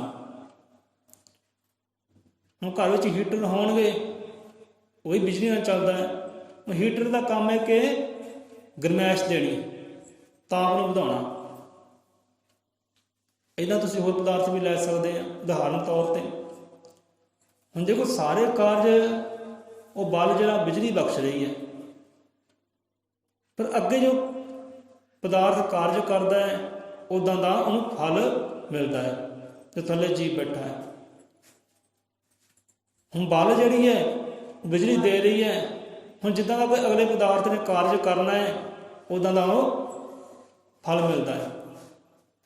ਹੁਣ ਬਲ ਬਿਜਲੀ ਦੇ ਰਹੀ ਹੈ, ਪੱਖਾ ਹੁਣ ਠੰਡੀ ਤੱਤੀ ਹਵਾ ਦੇ ਰਿਹਾ ਹੈ। ਹੁਣ ਬਲ ਬਿਜਲੀ ਦੇ ਰਹੀ ਹੈ ਤੇ ਫਰਿੱਜ ਪਾਣੀ ਜਮਾਉਂਦੀ ਹੈ। ਹੁਣ ਬਲ ਬਿਜਲੀ ਦੇ ਰਹੀ ਹੈ ਤੇ ਹੀਟਰ ਗਰਮੈਸ਼ ਦੇ ਰਿਹਾ ਹੈ। ਹੁਣ ਕਹੀਏ ਕਿ ਭਾਈ ਬਿਜਲੀ ਦਾ ਦੋਸ਼ ਹੈ, ਜੇ ਹੀਟਰ ਗਰਮੀ ਵਿੱਚ ਵੀ ਤਾਪ ਦੇ ਰਿਹਾ ਹੈ ਤੇ ਦੋਸ਼ ਬਿਜਲੀ ਦਾ ਹੈ। ਦੋਸ਼ ਬਿਜਲੀ ਦਾ ਸੋਰੀ ਹੈ, ਦੋਸ਼ ਹੀਟਰ ਦਾ ਹੈ, ਉਹਦੇ ਕਾਰਜ ਕਰਨ ਦੀ ਸਮਰੱਥਾ ਦਾ ਹੈ, ਕਿਉਂਕਿ ਉਹ ਕਾਰਜ ਇਹ ਕਰ ਰਿਹਾ ਹੈ ਕਿ ਤਾਪ ਦੇ ਰਿਹਾ ਹੈ। ਹੁਣ ਫਰਿੱਜ ਕਾਰਜ ਹੀ ਉਹ ਕਰ ਰਹੀ ਹੈ ਕਿ ਪਾਣੀ ਜਮਾ ਰਹੀ ਹੈ। ਇਹ 'ਚ ਬਿਜਲੀ ਦਾ ਸੋਰੀ ਦੋਸ਼ ਹੈ, ਬਿਜਲੀ ਦਾ ਬਲ ਦੇਣਾ ਹੈ। ਹੁਣ ਪੱਖਾ ਠੰਡੀ ਤੱਤੀ ਹਵਾ ਦੇ ਰਿਹਾ ਹੈ, ਦੋਸ਼ ਬਿਜਲੀ ਦਾ ਸੋਰੀ ਹੈ। ਦੋਸ਼ ਤੁਸੀਂ ਬਿਜਲੀ ਦਾ ਕਹੋ ਕਿ ਬਿਜਲੀ ਦਾ ਦੋਸ਼ ਹੈ, ਬਿਜਲੀ ਦਾ ਕੋਈ ਦੋਸ਼ ਨਹੀਂ ਹੈ, ਪਾਵਰ ਦਾ ਕੋਈ ਦੋਸ਼ ਨਹੀਂ ਹੈ। ਦੋਸ਼ ਉਹਦੇ ਕਾਰਜ ਕਰਨ ਦਾ, ਕਾਰਜ ਉਹ ਕਿਹੜਾ ਕਰਦਾ ਹੈ। ਦੋਸ਼ ਕਾਰਜ ਦਾ ਹੈ, ਜਿਹਨੂੰ ਆਪਾਂ ਕਰਮ ਕਹਿ ਲਈਏ। ਬੰਦੇ ਦਾ ਹਾਲ ਇਹੀ ਹੈ। ਹੁਣ ਆਤਮਾ ਦਾ ਕੋਈ ਦੋਸ਼ ਨਹੀਂ ਹੈ। ਜੇ ਬੰਦਾ ਕੋਈ ਪਾਪ ਕਰਦਾ ਹੈ, ਗੁਨਾਹ ਕਰਦਾ ਹੈ, ਕਤਲ ਕਰਦਾ ਹੈ, ਤਾਂ ਉਹਦੇ ਕਾਰਜ ਕਰਨ ਦੇ ਅਨੁਸਾਰ ਹੈ, ਉਹ ਕਰਮ ਕਿਹੋ ਜਿਹਾ ਕਰਦਾ ਹੈ। ਹੁਣ ਬਲ ਤਾਂ ਦੇ ਰਹੀ ਹੈ ਬਿਜਲੀ ਤਰ੍ਹਾਂ ਆਤਮਾ, ਪਰ ਅੱਗੇ ਕਾਰਜ ਹੋਰ ਹੋ ਰਿਹਾ ਹੈ, ਕਰਮ ਹੋਰ ਹੋ ਰਿਹਾ ਹੈ। ਇਸ 'ਚ ਆਤਮਾ ਦਾ ਕੋਈ ਦੋਸ਼ ਨਹੀਂ ਹੈ। ਦੋਸ਼ ਇਨਸਾਨ ਦੇ ਆਪਣੇ ਕਰਨੀ ਦਾ ਹੈ। ਆਤਮਾ ਨੇ ਬਲ ਦੇਣਾ ਹੀ ਦੇਣਾ ਹੈ। ਹੁਣ ਕਿਸੇ ਨੂੰ ਉੱਚੀ ਪਦਵੀ ਮਿਲ ਜਾਂਦੀ ਹੈ, ਪਾਵਰ ਮਿਲ ਜਾਂਦੀ ਹੈ। ਹੁਣ ਕੋਈ ਪਾਵਰ ਨੂੰ ਚੰਗੇ ਪਾਸੇ ਲੈ ਜਾਂਦਾ ਹੈ, ਕੋਈ ਮੰਦੇ ਪਾਸੇ ਲੈ ਜਾਂਦਾ ਹੈ। ਦੋਸ਼ ਪਾਵਰ ਦਾ ਸੋਰੀ ਹੈ ਕਿ ਦੋਸ਼ ਪਾਵਰ ਦਾ ਹੈ। ਕੋਈ ਨੇਤਾ ਮੰਤਰੀ ਬਣ ਗਿਆ, ਜੇ ਤਾਂ ਲੋਕਾਂ ਦਾ ਭਲਾ ਕਰਦਾ ਹੈ, ਭਲਾ ਲੋਚਦਾ ਹੈ, ਫਿਰ ਤਾਂ ਨੇਕ ਹੈ, ਫਿਰ ਤਾਂ ਨੇਕ ਹੈ। ਹਰ ਸਾਲ ਹੀ ਉਹੀ ਮੰਤਰੀ ਬਣੇਗਾ, ਹਰ ਸਾਲ ਹੀ ਉਹ ਰਾਜਾ ਬਣੇਗਾ। ਜੇ ਉਹ ਰਾਜਾ ਬਣ ਕੇ ਮੰਤਰੀ ਬਣ ਕੇ ਲੋਕਾਂ ਦੇ ਕਰਦਾ ਹੈ ਜ਼ੁਲਮ, ਤਾਂ ਜੋ ਸ਼ਕਤੀ ਮਿਲੀ ਹੈ, ਪਾਵਰ ਮਿਲੀ ਹੈ, ਜੋ ਕੁਰਸੀ ਮਿਲੀ ਹੈ, ਦੋਸ਼ ਕੁਰਸੀ ਦਾ ਸੋਰੀ ਹੈ, ਦੋਸ਼ ਉਹਦੇ ਕਰਨੀ ਦਾ ਹੈ, ਉਹਦੇ ਕਰਮ ਦਾ ਹੈ। ਕਰਮ ਉਹ ਕਿਹੋ ਜਿਹਾ ਕਰਦਾ, ਕਾਰਜ ਕਿਹੋ ਜਿਹਾ ਕਰਦਾ ਹੈ। ਕਾਰਜ 'ਤੇ ਸਾਰਾ ਨਿਰਭਰ ਹੈ, ਕਰਮ 'ਤੇ ਸਾਰਾ ਨਿਰਭਰ ਹੈ। ਦੋਸ਼ ਆਤਮਾ ਦਾ ਕਿਤੇ ਨਹੀਂ ਹੈ। ਹੁਣ ਆਤਮਾ ਹੀ ਪਰਮਾਤਮਾ ਦਾ ਰੂਪ ਹੈ, ਇਹੀ ਪਰਮਾਤਮਾ ਅੰਸ਼ ਹੈ, ਪਰਮਾਤਮਾ ਦਾ ਅੰਗ ਹੈ। ਤੇ ਜੋ ਪਰਮਾਤਮਾ ਅੰਗ ਹੈ ਤਾਂ ਪਰਮਾਤਮਾ ਹੀ ਹੋਈ। ਫਿਰ ਤੁਹਾਡੀ ਆਤਮਾ ਹੀ ਪਰਮਾਤਮਾ ਹੈ। ਬਸ ਇਸ ਤਰੀਕੇ ਦੇ ਨਾਲ ਪਰਮਾਤਮਾ ਤੁਹਾਡੇ ਅੰਦਰ ਹੈ, ਤੁਹਾਡੇ ਤੋਂ ਦੂਰ ਨਹੀਂ ਹੈ। ਜਿੱਥੇ ਤੁਸੀਂ ਜਾਓਗੇ ਆਤਮਾ ਨਾਲ ਹੀ ਹੈ। ਬੈਠੇ ਹੋ, ਖੜੇ ਹੋ, ਸੁੱਤੇ ਹੋ, ਆਤਮਾ ਤੁਹਾਡੇ ਅੰਦਰ ਹੈ, ਪਰਮਾਤਮਾ ਤੁਹਾਡੇ ਨਾਲ ਹੀ ਹੈ। ਹੁਣ ਕਹਿੰਦੇ ਨਾ ਬੰਦਾ ਗੁਨਾਹ ਕਰਦਾ ਹੈ, ਪਾਪ ਕਰਦਾ ਹੈ ਕਿ ਚਲੋ ਰੱਬ ਕਿਹੜਾ ਵੇਖਦਾ ਹੈ। ਤੇ ਕਹਿਣ ਵਾਲੇ ਕਹਿੰਦੇ ਹਾਂ ਵੀ ਰੱਬ ਵੇਖਦਾ ਹੈ, ਤੂੰ ਭੁੱਲ ਨਾ, ਰੱਬ ਤੈਨੂੰ ਪਲ ਪਲ ਵੇਖ ਰਿਹਾ। ਕਿੱਦਾਂ ਵੇਖ ਰਿਹਾ? ਇਹ ਆਤਮਾ ਦੇ ਜ਼ਰੀਏ ਵੇਖ ਰਿਹਾ। ਕਹਿੰਦੇ ਬਦੀ ਬੁਰਾਈ ਜ਼ੁਲਮ ਕਰ ਤੋਂ ਜਾਲ ਬੰਦਾ ਕੋਈ ਸ਼ਰਮਾਵੇ, ਕਿ ਕੋਈ ਸ਼ਰਮ ਕਰ ਵਧੀਆਂ ਬੁਰਾਈਆਂ ਕਰਨ ਤੋਂ, ਕਿਉਂਕਿ ਅੰਦਰ ਤੇਰੇ ਬੈਠਾ ਸਭ ਕੁਝ ਵੇਖ ਰਿਹਾ ਹੈ। ਕਿੱਦਾਂ ਵੇਖ ਰਿਹਾ ਹੈ? ਆਤਮਾ ਜ਼ਰੀਏ ਵੇਖ ਰਿਹਾ ਹੈ। ਆਤਮਾ ਹੀ ਪਰਮਾਤਮਾ ਹੈ। ਇਸ ਤਰੀਕੇ ਦੇ ਨਾਲ ਸਾਡੇ ਅੰਦਰ ਹੈ। ਤੇ ਇਹੀ ਵਿਚਾਰ ਜਿਹੜੀ ਹੈ ਜੋਗ ਸ਼੍ਰੀ ਬਾਣੀ ਅੰਦਰ ਆਉਂਦੀ ਹੈ। ਉੱਥੇ ਪਰਮ ਪਿਤਾ ਪਰਮਾਤਮਾ ਵਾਲਮੀਕ ਮਹਾਰਾਜ ਸਮਝਾਉਂਦੇ ਨੇ, ਬੰਦਿਆ ਤੂੰ ਹੀ ਪਰਮਾਤਮਾ ਦਾ ਰੂਪ ਹੈ, ਇਹ ਆਤਮਾ ਹੀ ਪਰਮਾਤਮਾ ਹੈ। ਉਹ ਕਿੱਦਾਂ ਹੈ? ਉਹ ਸਾਰੀਆਂ ਉਦਾਹਰਨਾਂ ਦਿੱਤੀਆਂ ਨੇ ਮਹਾਰਾਜ ਨੇ। ਉਹੀ ਸਿੱਖੀ, ਉਹੀ ਗਿਆਨ ਇੱਥੇ ਸਤਿਗੁਰੂ ਰਵਿਦਾਸ ਮਹਾਰਾਜ ਦੇ ਰਹੇ ਨੇ ਸਾਨੂੰ। ਗਿਆਨ ਉਹੀ ਹੈ, ਥੋੜਾ ਸ਼ਬਦ ਦਾ ਫਰਕ ਹੈ। ਹੁਣ ਕਿੱਦਾਂ ਆਤਮਾ ਪਰਮਾਤਮਾ ਹੈ, ਹੁਣ ਇਹ ਵੀ ਸਾਂਝਾ ਕਰ ਲੈਂਦੇ ਜੇ ਸ਼ੁਰੂ ਹੋਇਆ ਤਾਂ। ਹੁਣ ਸਤਿਗੁਰੂ ਰਵਿਦਾਸ ਮਹਾਰਾਜ ਸਮਝਾਉਂਦੇ ਨੇ ਬਾਣੀ ਅੰਦਰ कि तो ही मोही मोही तो ही अंतर कैसा। परमात्मा ਨਾਲ ਗੱਲਾਂ ਬਾਤਾਂ ਹੋ ਰਹੀਆਂ कि तो ही मोही मोही तो ही अंतर कैसा, कनक कटंक जल तरंग जैसा। तो यही विचार जो उस दी बाणी अंदर भी आती है, पर उस थोड़ा तरीका हो रहा है, उदाहरण हो रहा है। हम सतगुरु रविदास कहते हैं परमात्मा परमात्मा तेरे विच ते मेरे विच फर्क की है। ये आत्मा विच परमात्मा विच की फर्क है? कोई फर्क नहीं है। आत्मा ते परमात्मा च कोई फर्क नहीं है, दो नहीं है, एक ही है। ये एक ही है। आप दो गिनते हैं कि एक आत्मा एक परमात्मा, तो नहीं, ये एक ही है। हुण राणी ते महाराणी च की फर्क है? राजा ते महाराजा विच की फर्क है? जो राजा विच महाराजा फर्क है ना, बस वही फर्क आत्मा ते परमात्मा विच है एक ही है। कार्य वही हो रहा है। तो ही मोही मोही तो ही अंतर कैसा, कनक कटंग जल तरंग जैसा। कहते जिवें सोना होंदा है, सोना एक बिस्कुट का भी होंदा है गोल्ड। हुण सोने तो गहने भी तैयार होंदे है, छापां छल्ले मुंदरियां चैनियां तैयार होंदियां पाईयां जांदियां ने, शरीर के तंत सजाए जांदियां ने। हुण जिहड़ा गहना बन गया वो भी सोना है, तो जो गहना नहीं बनिया वो भी सोना है। फर्क की है? बस यही फर्क है आत्मा ते परमात्मा का। हुण सोने तो बन गया गहना, अखवाना उन्हें भी सोना ही है। हुण लोहा नहीं किसी ने कहना, पित्तल नहीं कहना। तो जिहड़ा सोना वो ढेली पई है, बिस्कुट पिया है वो भी सोना, जो गहना बन गया वो भी सोना। इदां ही आत्मा ते परमात्मा है, फर्क कोई नहीं है। कनक कटंग जल तरंग जैसा। अगे जल की गल की है, यही विचार बाणी बहुत थां पर आता है जो विशेष की, कि जिवें कहते सागर है जल है। हुण सागर में लहरां उठदियां ने, वो कित्थों आउंदियां? आसमान तो आउंदियां लहरां। वो तरंगां जिहड़ियां उठदियां ने, लहरां उठदियां ने, पानी च आउंदियां, सागर च आउंदियां, ते उहदे विच समा जांदियां ने किनारे ते आके। बड़ियां बड़ियां लहरां उठदियां ने समुंदर विचों, ते समुंदर विच ही समा जांदियां ने। ते बस इदां ही लहरां विच, तरंगां विच, जल विच, सागर विच कोई फर्क थोड़ी है। इक्को ही रूप है, इक्को ही रंग है, इक्को ही आकार है। इदां ही कहते आत्मा ते परमात्मा है। जिद्दां सोने के गहने है, इक्को ही रंग रूप है, सोना सोना ही है। जल है, उहदियां तरंगां, उहदियां लहरां है, इक्को ही है, अलग नहीं है। तो इदां ही आत्मा ते परमात्मा है। आत्मा करके परमात्मा तुहाडे अंदर है, रोम रोम च वसिया होया है। ये तुसीं चेते रखियो। कोई भी कार्य करना है, आत्मा वेख रही है। निंदिया करनी, चुगली करनी, वैर विरोध करना है, गाली गलोच करना है, किसी ने दुख देना है, वो आत्मा सब वेख रही है। उन्हें भुगतना पैना है। कार्य जीव करता है तो भुगतना आत्मा ने पैंदा है। सब कुछ वेख रही है, महसूस कर रही है। सो आत्मा ही परमात्मा है। तो ही मोही मोही तो ही अंतर कैसा, कनक कटंग जल तरंग जैसा। कोई फर्क नहीं है समुद्र के लहरां विच, कोई फर्क नहीं है सोने ते सोने के गहणियां विच, कोई फर्क नहीं है आत्मा ते परमात्मा विच। इन्ना चेता रखियो। हुण तुसीं तू आप हरे का रूप है, बोल बेओ का बंदा। जैसे शेर भीड़ बन बैठा, चले घास और कंदा। जैसे सांप मणि उजियारा, खाए कीट मति मंदा। हिरन के नाभि बसे कस्तूरी, जानत नहीं आनंदा। तैसे ही नर आत्म प्रकाश में भोगे विषया गंदा। हुण इत्थे ही आपां विश्राम लैंदे हां। सो महाराज इन्नी की हाज़रियां दर प्रवान करे। विचार आ रही है, कहते परमात्मा विखाई नहीं देता, तो आत्मा भी कड़ा विखाई देती है? दिंदी किसी ने आत्मा दिखाई? आत्मा दिखाई दे सकती है साधना करके, ਭਗਤੀ ਕਰਕੇ ਪਹੁੰਚਣਾ ਪਏਗਾ ਉਸ ਤੱਕ। ਜਿਉਂਦੇ ਜੀ ਆਪਣੇ ਆਪ ਨੂੰ ਮੁਕਾਉਣਾ ਪਏਗਾ ਆਤਮਾ ਤੱਕ ਪਹੁੰਚਣ ਵਾਸਤੇ। 3 ਸੀੜੀਆਂ, ਤਿੰਨਾਂ ਸੀੜੀਆਂ ਨੂੰ ਪਾਰ ਕਰਕੇ ਚੌਥੀ ਆਤਮਾ ਹੈ। ਉਸ ਤੱਕ ਪਹੁੰਚਣਾ, ਆਪਣੇ ਆਪ ਨੂੰ ਮੁਕਾਉਣਾ ਹੈ। ਨਾ ਆਤਮਾ ਵਿਖਾਈ ਦਿੰਦੀ ਹੈ, ਨਾ ਪਰਮਾਤਮਾ ਵਿਖਾਈ ਦਿੰਦੀ ਹੈ। ਹੁਣ ਕਿੱਦਾਂ ਬੰਦਾ ਵੇਖੇ? ਹੁਣ ਕਈਆਂ ਨੇ ਤਾਂ ਆਪਣੇ ਸਤਿਗੁਰੂ ਵਿੱਚੋਂ ਹੀ ਪਰਮਾਤਮਾ ਨੂੰ ਵੇਖਣਾ ਕਰ ਲਿਆ।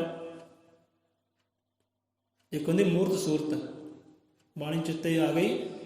ਕਹਿੰਦੇ ਅੱਖਾਂ ਵਿੱਚ ਅਕਸ ਤੇਰੀ, ਦਿਲ ਵਿੱਚ ਤੇਰੀਆਂ ਤਸਵੀਰਾਂ। ਅੱਖਾਂ ਵਿੱਚ ਅਕਸ ਤੇਰੀ, ਦਿਲ ਵਿੱਚ ਤੇਰੀਆਂ ਤਸਵੀਰਾਂ। ਸੂਰਤ ਕਹਿ ਲਈਏ, ਮੂਰਤ ਕਹਿ ਲਈਏ, ਤਸਵੀਰ ਕਹਿ ਲਈਏ। ਹੁਣ ਜਦੋਂ ਆਪਾਂ ਧਿਆਨ ਕਰਦੇ ਹਾਂ, ਜਿਹੜਾ ਧਿਆਨ ਕਰਦਾ ਉਹ ਸਮਝਦਾ। ਜਦੋਂ ਧਿਆਨ ਕਰਦੇ, ਚੇਤੇ ਕਰਦੇ ਹਾਂ, ਤਾਂ ਅੱਖਾਂ ਸਾਹਮਣੇ ਹਿਰਦੇ ਅੰਦਰ ਕੀ ਆਉਂਦਾ ਹੈ? ਮੂਰਤ ਆਉਂਦੀ ਹੈ, ਸੂਰਤ ਆਉਂਦੀ ਹੈ, ਜਾਂ ਕੋਈ ਆਕਾਰ ਆਉਂਦਾ ਹੈ, ਕੋਈ ਅੱਖਰ ਆਉਂਦਾ ਹੈ, ਕੋਈ ਅੰਕ ਆਉਂਦਾ ਹੈ। ਹੁਣ ਸੂਰਤ ਦਾ ਬਹੁਤ ਵੱਡਾ ਯੋਗਦਾਨ ਹੈ। ਕਹਿੰਦੇ ਨਾ, ਸੱਚੀ ਮੂਰਤ ਰੱਬ ਦੀ ਗੁਰਪੂਰੇ ਕੋ ਜਾਣ। ਤੇ ਆਪਣੇ ਅੰਦਰ ਕੋਈ ਨਾ ਕੋਈ ਸੂਰਤ ਲੈ ਕੇ ਆਓ। ਜੋ ਧਿਆਨ ਕਰਨਾ ਹੈ, ਜੋ ਚੇਤੇ ਕਰਨਾ ਹੈ ਰੱਬ ਨੂੰ, ਤਾਂ ਸਤਿਗੁਰ ਦੀ ਮੂਰਤ ਲੈ ਕੇ ਆਓ, ਸੂਰਤ ਲੈ ਕੇ ਆਓ। ਤਸਵੀਰ ਰੱਖੋ ਆਪਣੇ ਸਤਿਗੁਰ ਦੇ ਸਾਹਮਣੇ, ਫਿਰ ਕਰੋ ਧਿਆਨ। ਜਦੋਂ ਧਿਆਨ ਕਰੋਗੇ ਤਾਂ ਤੁਹਾਡੇ ਅੱਖਾਂ ਸਾਹਮਣੇ, ਅੰਦਰਲੀਆਂ ਅੱਖਾਂ ਸਾਹਮਣੇ ਕੋਈ ਅੱਖਰ ਨਹੀਂ ਆਏਗਾ, ਕੋਈ ਅੰਕ ਨਹੀਂ ਆਏਗਾ, ਤਾਂ ਆਪਣੇ ਸਤਿਗੁਰ ਦੀ ਸੂਰਤ ਆਏਗੀ, ਆਪਣੇ ਸਤਿਗੁਰ ਦੀ ਮੂਰਤ ਆਏਗੀ।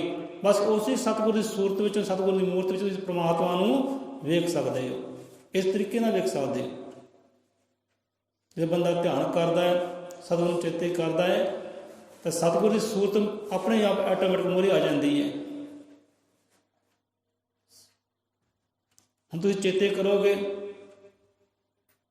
ਘੋੜੇ ਨੂੰ, ਫਲ ਨੂੰ, ਫਰੂਟ ਨੂੰ, ਦਰਖਤ ਨੂੰ, ਤਾਂ ਉਹ ਦਰਖਤ ਦਾ, ਫਲ ਦਾ ਨਾਵਾਂ ਅੱਖਰ ਨਹੀਂ ਤੁਹਾਡੇ ਸਾਹਮਣੇ ਆਏਗਾ। ਉਹ ਲਿਖਿਆ ਹੋਇਆ ਅੱਖਰ ਨਹੀਂ ਸਾਹਮਣੇ ਆਏਗਾ। ਉਹਦੀ ਤੁਹਾਡੇ ਸੂਰਤ ਆਏਗੀ, ਮੂਰਤ ਆਏਗੀ, ਅੱਖਰ ਨਹੀਂ ਆਏਗਾ। ਸਤਿਗੁਰੂ ਨੂੰ ਚੇਤੇ ਕਰਨਾ, ਸਿਮਰਨਾ ਹੈ। ਸਤਿਗੁਰੂ ਦਾ ਨਾਵਾਂ, ਗੁਰੂ ਗਿਆਨਨਾਥ, ਅੱਖਰ ਨਹੀਂ ਆਉਣਗੇ। ਸਤਿਗੁਰੂ ਮਲਕੀਤਨਾਥ, ਅੱਖਰ ਨਹੀਂ ਆਉਣਗੇ। ਉਹਨਾਂ ਦੀ ਸੂਰਤ ਆਏਗੀ। ਤਾਂ ਬਸ ਉਹੀ ਮੂਰਤ ਰੱਬ ਦੀ ਹੈ, ਉਹੀ ਸੂਰਤ ਰੱਬ ਦੀ ਹੈ। ਸਤਿਗੁਰ ਨੂੰ ਸਾਹਮਣੇ ਰੱਖ ਕੇ ਫਿਰ ਸਿਮਰੋ, ਧਿਆਨ ਕਰੋ। ਸਤਿਗੁਰ ਦੀ ਸੂਰਤ ਨੂੰ, ਮੂਰਤ ਨੂੰ ਲੈ ਕੇ ਆਓ। ਉਹਦੇ ਵਿੱਚੋਂ ਹੀ ਤੁਸੀਂ ਪਰਮਾਤਮਾ ਨੂੰ ਵੇਖ ਸਕਦੇ ਹੋ। ਨਹੀਂ ਤਾਂ ਪਰਮਾਤਮਾ ਉੱਦਾਂ ਵਿਖਾਈ ਨਹੀਂ ਦਿੰਦਾ। ਕੋਈ ਨਾ ਕੋਈ ਤਸਵੀਰ ਬਣਾਉਣੀ ਪੈਂਦੀ ਹੈ, ਕੋਈ ਸਰੂਪ ਬਣਾਉਣਾ ਪੈਂਦਾ ਹੈ। ਉਸ ਸਰੂਪ ਵਿੱਚ ਤੁਸੀਂ ਉਹਨੂੰ ਜਾਣ ਸਕਦੇ ਹੋ, ਮਹਿਸੂਸ ਕਰ ਸਕਦੇ ਹੋ, ਵੇਖ ਸਕਦੇ ਹੋ। ਸੱਚੀ ਸੂਰਤ ਮੂਰਤ ਰੱਬ ਦੀ ਗੁਰਪੂਰੇ ਕੋ ਜਾਣ। ਅੱਖਾਂ ਵਿੱਚ ਅਕਸਤੇ, ਦਿਲ ਵਿੱਚ ਤੇਰੀਆਂ ਤਸਵੀਰਾਂ, ਤੇਰੀਆਂ ਨਾਮ ਪੜਾਰਿਆਂ ਵਿੱਚੋਂ ਲਈਆਂ ਸ਼ਕਤੀ ਸਮਝਦਿਆਂ ਪੀਰਾਂ। ਤੂੰ ਹੀ ਹੈ ਗੁਰਪੂਰਨ ਦਾ ਵਿੱਚ ਸੰਗਤਾਂ ਦੇ ਮਾਣ ਵਧਾਇਆ। ਧੰਨ ਧੰਨ ਵਾਲਮੀਕ ਜੀ, ਤਰ ਗਿਆ ਜੋ ਤੇਰੀ ਸ਼ਰਨ ਆਇਆ। ਕਰ ਲਈ ਸਫਲ ਜ਼ਿੰਦਗੀ ਦੀ ਕਰਨੀ ਦਾ ਭੇਦ ਜਿਸ ਪਾਇਆ। ਉਹਦੀ ਜ਼ਿੰਦਗੀ ਸਫਲ ਹੋ ਗਈ ਹੈ, ਪੂਰਨ ਹੋ ਗਈ, ਸੰਪੂਰਨ ਹੋ ਗਈ, ਜਿਹਨੇ ਉਹਦੀ ਕਰਨੀ ਦੇ ਭੇਦ ਨੂੰ ਜਾਣਨਾ ਕਰ ਲਿਆ, ਸਮਝਣਾ ਕਰ ਲਿਆ। ਇਸੇ ਕਰਕੇ ਹੀ ਪਰਮਾਤਮਾ ਨੂੰ ਆਪ ਆਉਣਾ ਪਿਆ ਹੈ ਲੋਕਾਂ ਨੂੰ ਸਮਝਾਉਣ ਵਾਸਤੇ, ਆਪਣੇ ਧੀਆਂ ਪੁੱਤਰਾਂ ਬੱਚਿਆਂ ਸਮਝਾਉਣ ਵਾਸਤੇ। ਬਾਪੂ ਨੂੰ ਆਪ ਆਉਣਾ ਪਿਆ ਹੈ ਮਾਸ ਦੇਹੀ ਧਾਰਨ ਕਰਕੇ, ਕਿਉਂਕਿ ਇਹ ਕਿਸੇ ਹੋਰ ਦੇ ਵੱਸ ਦੀ ਗੱਲ ਨਹੀਂ ਸੀ। ਆਪਣੇ ਆਪ ਦਾ ਗਿਆਨ ਦੇਣਾ, ਸੋਝੀ ਦੇਣੀ। ਪਰਮਾਤਮਾ ਹੈ ਕੀ ਹੈ, ਬੰਦਾ ਹੈ ਕੀ ਹੈ? ਬੰਦਾ ਹੀ ਹਰੀ ਦਾ ਰੂਪ ਹੈ।